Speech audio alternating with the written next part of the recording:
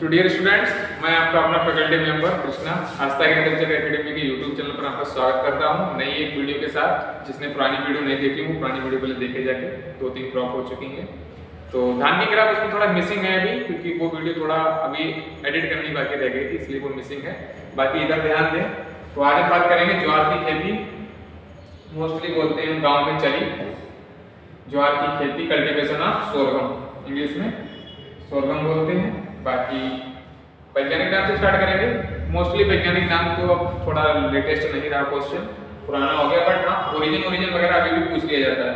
तो इसका वैज्ञानिक नाम है सोरगम, वाइट कलर, ठीक है, ये याद रखेंगे वैज्ञानिक नाम। उसके बाद उत्पत्ति स्थान थोड़ा सा इंपॉर्टेंट हो जाते हैं। उत्पत्ति स्थान याद रखना है आपको, उत्पत्ति स्थान नहीं भूलना है, क्योंकि इनसे उत्पत्ति स्थान से क्वेश्चन मोस्टली बनते हैं। उसके बाद फैमिली इंपॉर्टेंट है, ग्रेमिनी या पोएसी फैमिली है। गुणसूत्र संख्या 20। उसके बाद आते हैं इसमें पाए जाने वाले पोषक तत्व, कार्बोहाइड्रेट की मात्रा एवं वसा। कार्बोहाइड्रेट 70%। मोस्टली सीरियल क्रॉप जितनी भी है, अनाज वाली फसलें आपकी जितनी भी रहेंगी, इसमें तुम्हारा आ गया गेहूं, ठीक है, धान, मक्का, ज्वार, बाजरा। सीरियल में मोस्टली जितनी भी आपकी 7-8 क्रॉप आती है। रागी एक फसल होती है, रागी, मंडुआ, कोदो, ये सब फसलें होती हैं। तो जितनी भी होंगी इसमें सब में लगभग कार्बोहाइड्रेट 70% ही पाया जाएगा मोस्टली इन सभी में। याद करने के ऐसी आसानी से याद रहेगा आपको। प्रोटीन की मात्रा 11 से 12% और वसा 4 से 5। वसा थोड़ा इंपॉर्टेंट लग रही है, पूछ ही जा सकती है। और उसके बाद गुणसूत्र 2n बराबर 20। तो जो भी इंपॉर्टेंट इसमें जनरल इंट्रोडक्शन इसका हो गया। उसके बाद आगे चलते हैं। अरे यार ये क्या हो गया इसमें, ठीक है, आगे इसके चलते हैं नेक्स्ट स्लाइड पे। तो अगली स्लाइड पे बात करते हैं। तो सर्वाधिक ज्वार कहाँ उगाई जाती है? तो सबसे ज्यादा उगाई जाती है अमेरिका में। भारत की बात करें तो भारत में सबसे ज्यादा महाराष्ट्र में, लेटेस्ट डेटा में भी महाराष्ट्र है, और ये यहाँ पे भी लिखा है, इसीलिए लिखा है। पुराने अमेरिका में सबसे ज्यादा। अगर ऑल ओवर कंट्री वाइज बात करेंगे तो अमेरिका, भारत में अगर बात करेंगे तो महाराष्ट्र में रहती है। उसके बाद आते हैं टेस्ट वेट, जो इसका परीक्षण वजन बोलते हैं, हिंदी बोलते हैं परीक्षण वजन, तो 30 से 32 ग्राम होता है, ठीक है। एक होता है सीड इंडेक्स, यहीं पे बता देता हूँ। टेस्ट वेट जो होता है 1000 दानों का होता है, और सीड इंडेक्स जो होता है वो 100 दानों का होता है, जो कोरस सीरियल होती है, मोटे अनाज वाली फसलें, जैसे तुम्हारा मक्का हो गया, ज्वार हो गया, ठीक है, मोटे अनाज वाली जो भी फसलें होती है उसका सीड इंडेक्स होता है, वो तुम्हारे 100 दानों का लिया जाता है, ठीक है। तो वो उसको ध्यान रखना, मैं बता दे रहा हूँ यहाँ पे। उसके बाद आता है ज्वार की फसल को किस नाम से जाना जाता है? कैमिल क्रॉप के नाम से जाना जाता है, क्योंकि ये वाटर को बहुत ज्यादा रेजिस्टेंसी होती है इसके अंदर। वाटर विदाउट वाटर के मतलब कम से कम पानी सिंचाई में भी अच्छी तरह रेजिस्टेंसी पाई जाती है इसमें। उसके बाद अनाज वाली फसलों में सूखे के प्रति प्रतिरोधी फसल है ज्वार, ठीक है, इंपॉर्टेंट है, थोड़ा सा याद रखना इसको। और कैमिल क्रॉप पूछा जाएगा, ऐसे क्वेश्चन आ जाएगा जनरल की, कैमिल क्रॉप के नाम से निम्नलिखित में से कौन सी फसल को जाना जाता है? तो कैमिल क्रॉप को जाना जाता है, तो ज्वार को जाना जाता है। उसके बाद नरबंधता,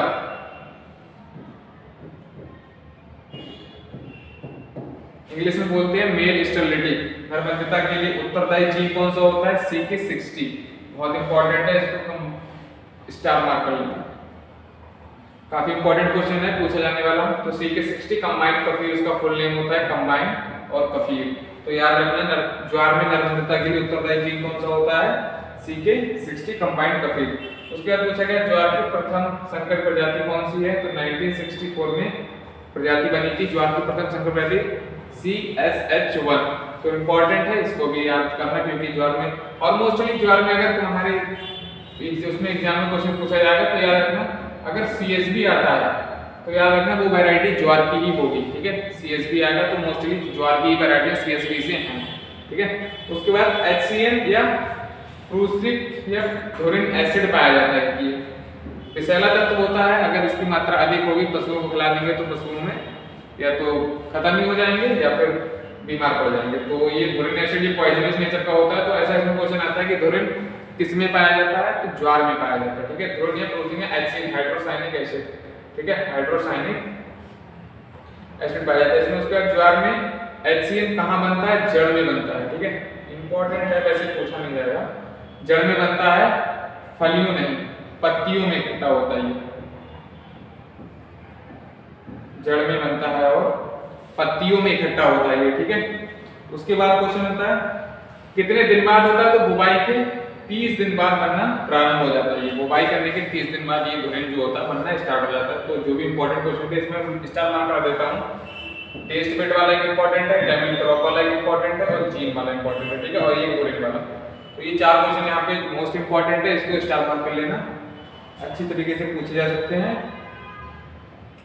नेक्स्ट आते हैं बाजरे की बीज दर, हेडिंग थोड़ा ऊपर चली गई है ये वाली।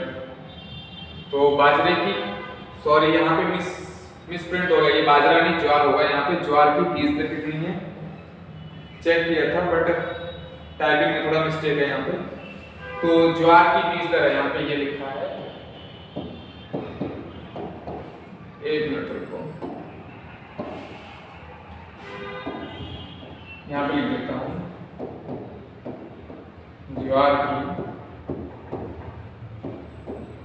बीज दर। ठीक है, तो ज्वार की बीज दर 12 से 15 किलोग्राम। मोस्टली ये डेटा वेरिएबल रहता है, मतलब चेंजेबल रहेगा, चेंज भी हो सकता है, थोड़ा बहुत इधर उधर हो सकता है। 12 से 15 की जगह 10 से 12 या 10 से 13 भी मिल सकता है। तो इसमें आप ऑप्शन के हिसाब से करेंगे। इस तरह के डेटा जो भी रहते हैं, जितना भी एग्रीकल्चर में डेटा रहता है या कोई भी प्रोडक्शन हुआ, तो मोस्टली जो करंट का प्रोडक्शन होगा वो तो फिक्स रहेगा, लेकिन जो भी आपका ये डेटा रहता है सीड रेट वाला, ये हमेशा थोड़ा सा वेरिएबल रहता है, चेंज रहता है थोड़ा बहुत, तो इसको ध्यान रखना है। बुवाई की गहराई इंपॉर्टेंट है, 3 से 4 सेंटीमीटर। ठीक है, पौधों में अंतर 45/12, ये रो टू प्लांट होता है, रो टू प्लांट, पंक्ति से पौधे की दूरी, पंक्ति से पौधे की दूरी। ठीक है, रो टू प्लांट रहता है। ज्वार की अच्छी पैदावार लेने के लिए 1 हेक्टेयर में पौधों की कितनी संख्या होनी चाहिए, तो 1 से 1.5 लाख पौधे होने चाहिए 1 हेक्टेयर। ये इंपॉर्टेंट है, इसको याद रखना है। वैसे मुझे लगता नहीं पूछा जाएगा, क्योंकि मुझे जो लगेगा मैं बता दूंगा। पहली चीज यहाँ पे सीड रेट वाला इंपॉर्टेंट है, और फिर ये अंतर वाला थोड़ा ध्यान रखना। उपज मोस्टली क्वेश्चन नहीं आता, बट याद कर लेना 30 क्विंटल प्रति हेक्टेयर। प्रजातियां कुछ इंपॉर्टेंट है जो मैंने पहले बताया, CSH1 पहली वाली है 1964 में, ये भारत में विकसित ज्वार की प्रथम संकर प्रजाति है। ठीक है, हाइब्रिड वैरायटी के नाम से पूछा कि भारत की प्रथम हाइब्रिड वैरायटी कौन सी है, तो CSH1 है। उसके बाद इसमें यही की वैरायटी CSB, मैंने बताया था आपको कि अगर CSB आएगा तो ज्वार की प्रजाति होगी, जो भी लिखा रहेगा CSB9, CSB15, तो इसमें जिस तरह से CSB करके आएगा तो समझ लेना ज्वार की वैरायटी है। तो वही लिखा है CSB9, सबसे अधिक सूखा सहन करने वाली प्रजाति है। उसके बाद आता है CSB15, चारे दाने के लिए उपयुक्त प्रजातियां हैं। तो इसमें CSB वाला एक इंपॉर्टेंट क्वेश्चन आपका बनता है यहाँ से, तो CSB वाले इंपॉर्टेंट क्वेश्चन को ध्यान रखें। आगे चलते हैं, रोग पर बात करते हैं, लगने वाले कौन कौन से रोग होते हैं।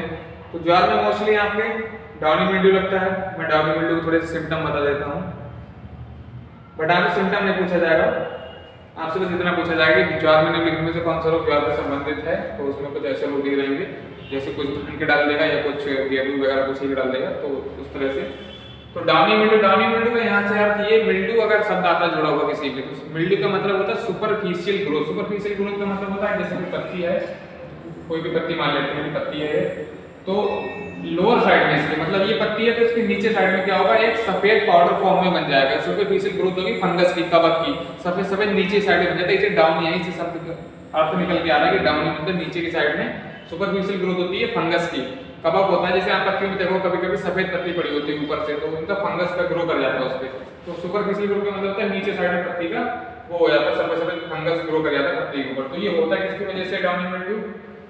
ठीक है, डाउनी मिल्ड्यू ये होता है पर्नोस्क्लेरोस्पोरा सोरगी नामक कॉजल ऑर्गेनिज्म याद रखने हैं, और होता है किसके द्वारा, कवक के द्वारा होता है। ये इंपॉर्टेंट है, आपके में ज्यादा से ज्यादा यही पूछेगा कि कवक किसके द्वारा होता है डाउनी मिल्ड्यू, तो कवक के द्वारा होता है।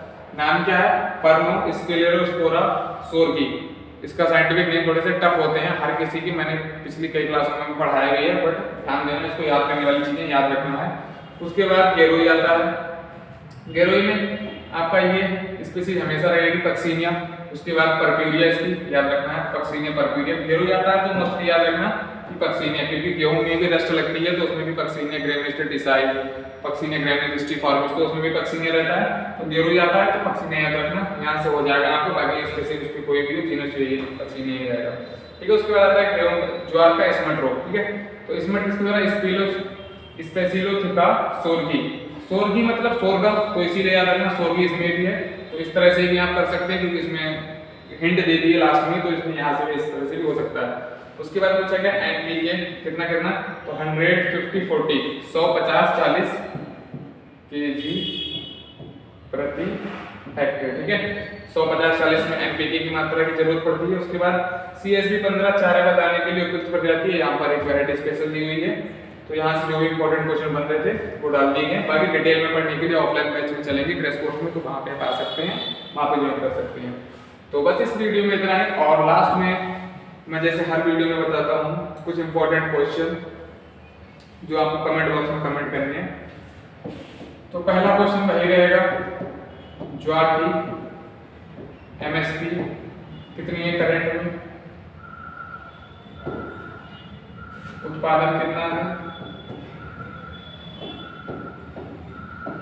और कौन से राज्य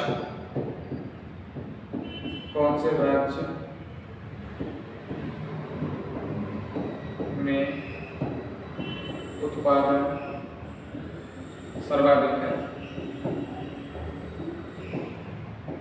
मैं 1-2 दिन में सारा ही बताऊंगा, जब पिछली वीडियो में जो भी छूट गया। बाकी मैं 3 क्वेश्चन आपको कमेंट बॉक्स में बताने हैं, जिसको पता हो बाकी आने वाली वीडियो में बताऊंगा। तो इस वीडियो में इतना ही, मिलते हैं नेक्स्ट वीडियो में। अगर वीडियो आपको अच्छा लगा तो वीडियो को लाइक करें और चैनल को हमारे सब्सक्राइब करें। Thank you.